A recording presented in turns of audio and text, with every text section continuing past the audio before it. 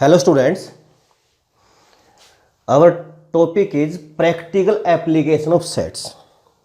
In last lecture, we have learned about some problems which are related practical application of sets. Today, we will solve a question of three subjects, maths, physics and chemistry.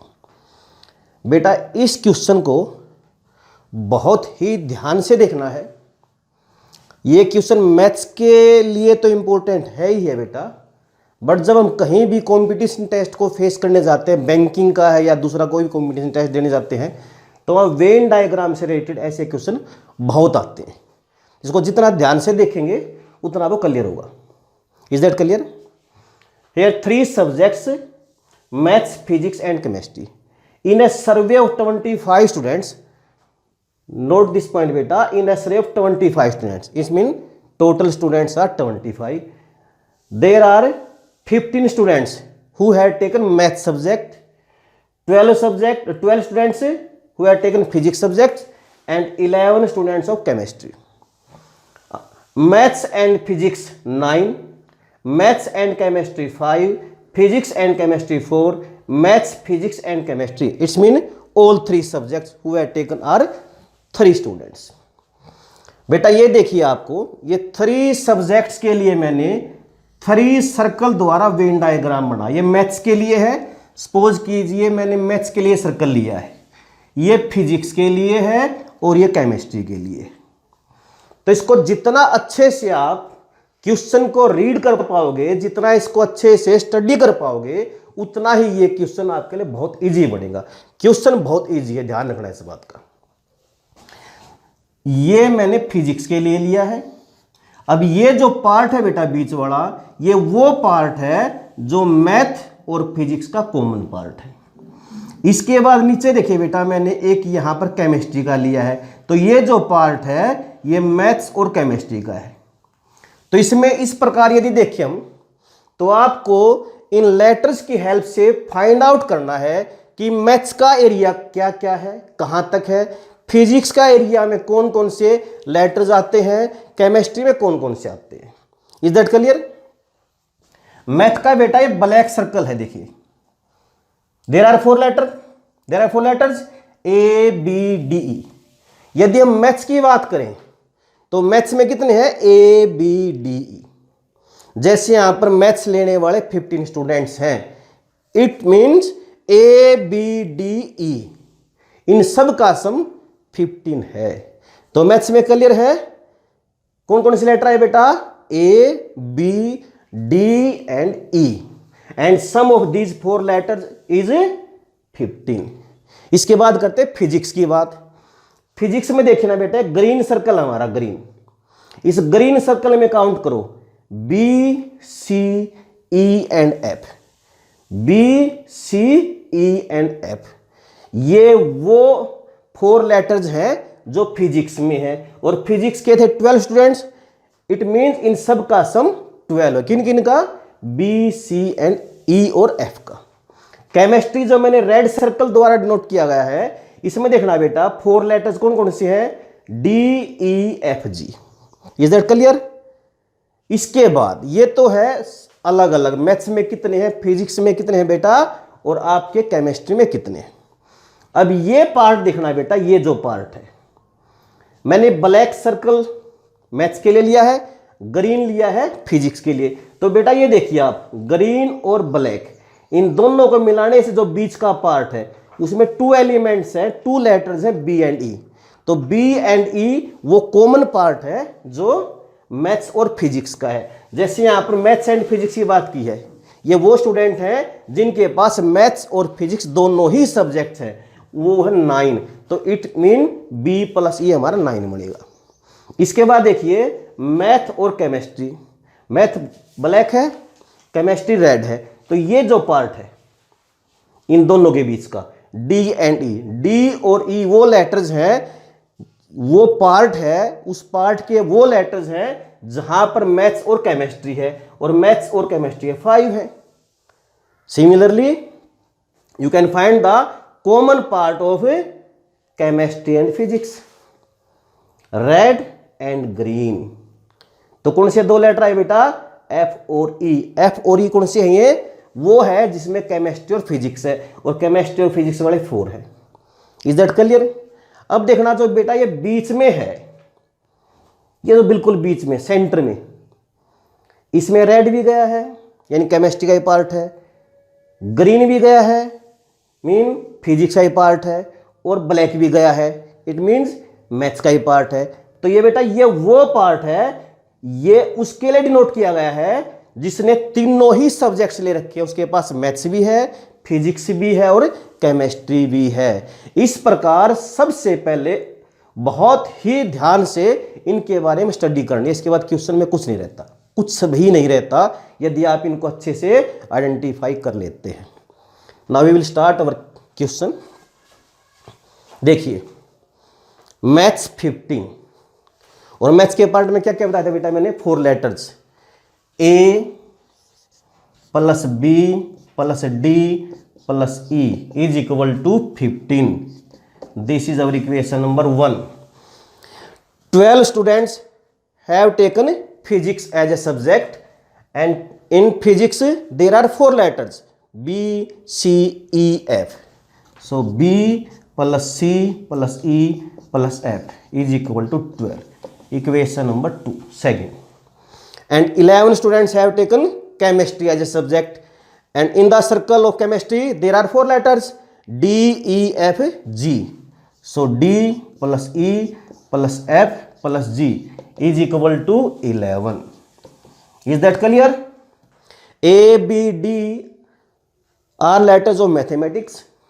B, C, E, F are letters of physics, and D, E, F, G are letters of chemistry. Now maths and physics, common part of maths and physics. So there are 2 letters B and E. So B plus E is equal to maths and physics, which is equal to 9. Equation number 4. After then maths and chemistry, there are 5 students. Maths and chemistry, there are 2 letters D and E. So D plus E is equal to 5. Equation number 5. Physics and chemistry, F and E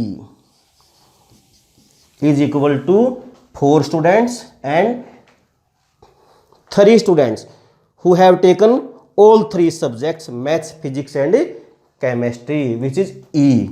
So E is equal to 3. Equation number 6 and equation number 7. Now we will simplify these 7 equations and we get the values of A, B, C, D, E, F, G. Okay. Equation number 7 में बेटा ए की value 3 है। 6 equation को देखिए, इसमें या तो इस ई की वैल्यू पुट कर दीजिए या 6 में से 7 को सबट्रैक्ट कर दीजिए। Equation number 6 minus 7, so F is equal to 1. Is that clear? E से ई कैंसिल होगा बेटा, 4 minus 3 1. 5 minus 7, we subtract equation number 7 from equation number 5. So cancel e to e, so we get D is equal to 5 minus 3 2. Is that clear? After then 4 minus 7, so cancel e to e, we get B is equal to 6. The value of B is 6. 9 minus 3. So now we have 4 values E, F, D and B. From equation number 3rd, D and the value of D is 2 plus E, which is 3, plus F, which is 1, plus G is equal to 11. So G is equal to 5. 2 plus 3 plus 1 6. 11 minus 6 is equal to 5. From equation number 2, b, the value of b is 6 plus c, there is no value of c, so c as it is, plus e, the value of e is 3, and f, the value of f is 1, and equal to 12. So c is equal to 6 and 3, 9 and 1, 10. 12 minus 10, 2. Equation number 1. So from 1, a as it is beta, plus b 6, because the value of b is 6, d, the value of d is 2, plus e, which is equal to 3, equal to 15. So a is equal to 15 minus 11, 4. So in this way you can find the all values of mean a, b, c, d, e, f, g. तो बेटा इन 3 circles को आप study करके बहुत simple question बनता है, आप सबकी वैल्यूज फाइंड आउट कर सकते हैं। वो पूछ क्या सकता है, ये कुछ क्वेश्चन मैंने राइट किए हैं। ओनली मैथ्स, वो स्टूडेंट्स जिनके पास सिर्फ मैथ है। आप मैथ का सर्कल देखिए, क्लियर है ना। ये ए जो है, ये ए पार्ट जो है वो है जो सिर्फ मैथ्स के लिए है। बी फिजिक्स में भी चला गया, डी केमिस्ट्री में चला गया, ई तो तीनों में ही है। तो सिर्फ ए एक वो लेटर है जो सिर्फ मैथ्स के पार्ट में है। तो जो ए की वैल्यू आई थी, ये वो स्टूडेंट हैं जिनके पास सिर्फ मैथ्स का एक ही सब्जेक्ट है, और ए की वैल्यू आई थी बेटा 4। तो ओनली मैथ्स वाले में ए कह सकते हैं क्या है बेटा, 4 students. Is that clear. Similarly only chemistry G, और जी की वैल्यू क्या आई थी बेटा आपकी 5, तो जी यहां पर 5 हुआ है ना जी। आपको सिर्फ अच्छे से स्टडी करना है इन सर्कल्स को, आंसर आप आराम से लिख सकते हैं। ओनली फिजिक्स आपका सी है, सिर्फ फिजिक्स, ओनली फिजिक्स। वैसे तो फिजिक्स में 4 लेटर हैं, B, C, E, F, but B M के अंदर, मैथ के अंदर भी है, ई तीनों में ही, एफ केमिस्ट्री में भी है। तो ओनली फिजिक्स में क्या आएगा बेटा, सी, और सी का आंसर क्या था देखो बेटा 2।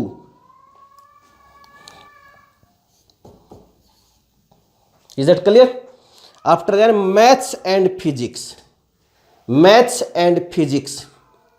watch carefully, maths and physics, there are 2 letters B and E, so B plus E, is that clear? But note this point, maths and physics but not chemistry।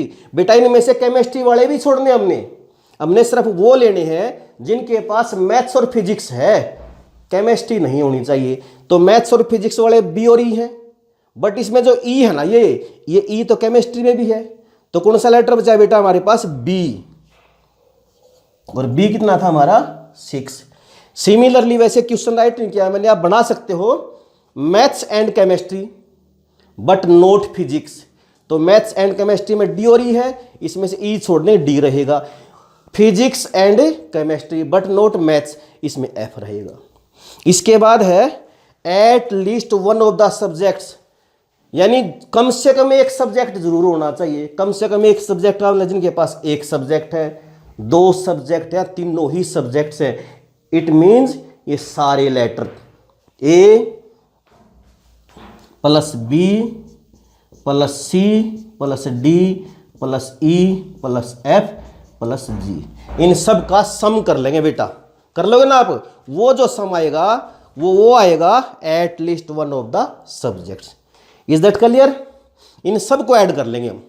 जैसे ए कितना था अपना, किस किस को ऐड करेंगे हम, A B C D E F और जी को, इनको ऐड करेंगे बेटा। वो ऐड करेंगे तो इसका आंसर आ जाएगा।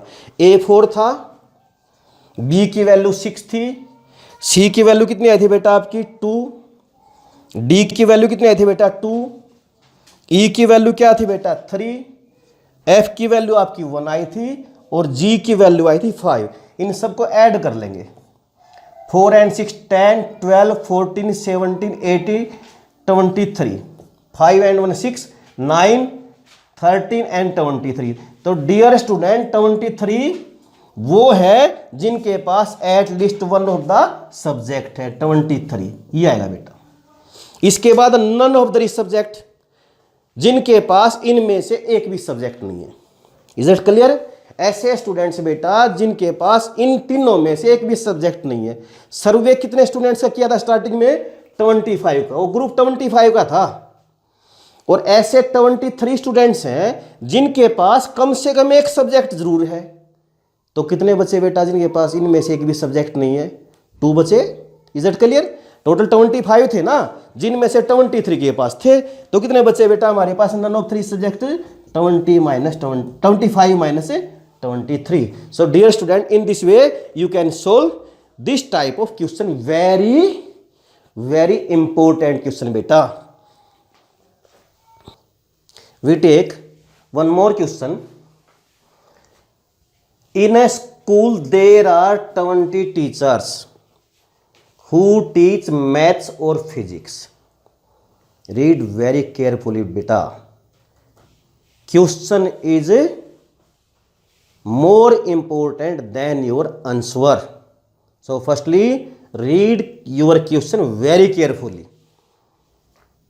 20 teachers who teach maths or physics, or mean union. Let A be the set of teachers who teach mathematics and let B be the set of teachers who teach physics. So it means 20 is a number of elements of A union B, mean n of A union B. Of these 12 teach mathematics. 12 teach mathematics, and we suppose for mathematics A. It means n of A is equal to 12. And 4 teach physics and maths. Physics and maths. It means these 4 teachers who teach both physics and maths. It means n of A intersection B. Is that clear beta? How many teach physics? And for physics B is our set. So dear student, firstly we have n of A union B 20, because 20 teachers who teach maths or physics, or word generally used for union. Is that clear? Of these 12 teach mathematics, n of A is equal to 12. And 4 teach physics and maths, both subject. 4 teacher teach both subjects, physics and mathematics. So n of A intersection B is equal to 4. How many teach physics? Mean n of B. How to find n of B? For this, use your previous identity. N of A union B is equal to n of A plus n of B minus n of A intersection B. Now put the values of n of A union B, n of A intersection B. So you can find the value of n of B 20, n of A 12, n of B unknown, minus n of A intersection B 4. So on taking these two values 12 and 4 in left hand side, 20 minus 12 plus 4 is equal to n of B. So n of B is equal to 8 plus 4 12. 20 minus 12, 8 plus 4 12. So 12 teachers teach physics. Is that clear? So 12 teacher teach physics. So number of teachers. So number of teachers who teach physics is equal to 12. Now second question, how many teach physics only? So beta, number of teachers who teach physics is equal to 12. And second question is, how many teach physics only? Physics only. We suppose for physics B. It mean B minus A. B minus A mean जो सिर्फ और सिर्फ physics पढ़ाते हैं. So n of B minus A is equal to n of B minus n of A intersection B. n of B 12 और n of A intersection B 4. 12 minus 4 8. So dear student, these 8 teachers who teach physics only. So dear student, in this way you can solve all practical applications of set problems. Okay, stay at home, stay healthy. Thank you dear students.